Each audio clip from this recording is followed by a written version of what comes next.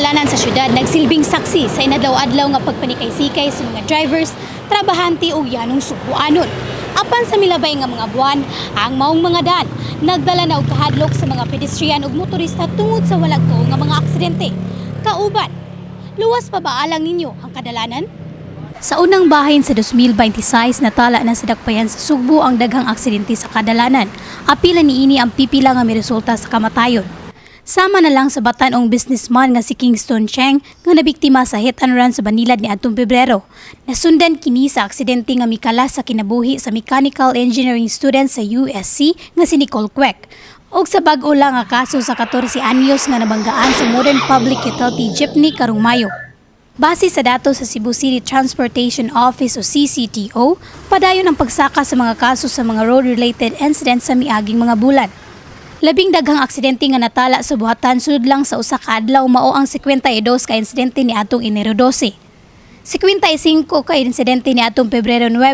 Misunod ang 46 ka aksidente ni atong Marso 6 ug 39 sab ka insidente ni atong Abril 6 karong tuiga. Sa kinatibukan, miabot na sa 3,532 ang natalang mga aksidente karong tuiga nga nagpakita sa padayong pagkadaghan sa mga insidente sa mga kadalanan sa dakbayan.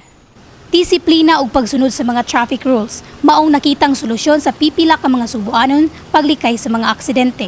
Oo, sa ka-driver na dapat yun ay disiplina.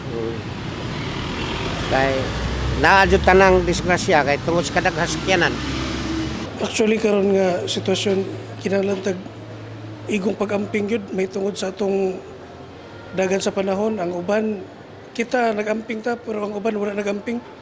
Bisan pag unsa ka dagang seminar nga imong bagian ug wala kay pag-amping sa imong kaugalingon, isip usa ka driver kinahanglan i-secure gyud nimo ang imong daway ka mo. Ako lang advice sa mga motorista or sa mga drivers of even vehicles, mas maayo usa mo take sa og drive, i-check inyong sakyanan ug naba sa saktong kondisyon.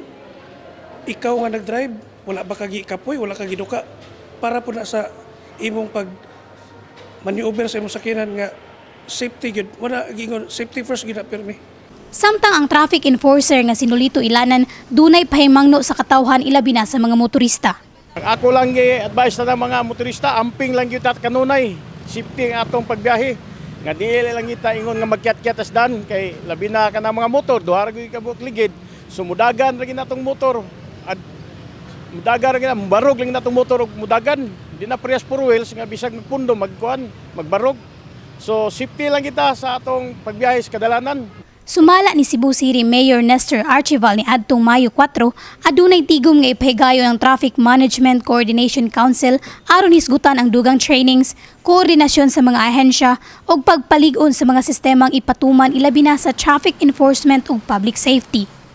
Dugang pa sa mayor, usa sa ilang nakitan nga hinungdan sa mga aksidente ang kakuwang sa disiplina sa ubang driver ug kakuwang sa seminar orientation sa mga motorista. Yeah, tinuod na. I was actually talking to si PO na kinahanglan we would do a stricter implementation to it. Actually, nangutan ako sa akong kaugalingon nganong nang nahita mo. But I'm getting reports gikan sa CPO karon kinaaman sila ngadto sa Mactan kung unsa gyud nang hitabo. Because I understand kaning mga bata na gikan ni sa murag basketball game o niya. And we don't really know what happened. The reports are actually sketchy kayo kay naaraman gud sa internet. But we will be pushing very hard na kanang atong implementation sa safer cities ato gyud nang paghigugtan. Sa nagpadayon nga pagsaka sa mga aksidente sa syudad, nagpadayon usab ang panawagan alang sa masugot nga pagpatuman sa traffic rules ug mas epektibong public safety measures sa mga kadalanan.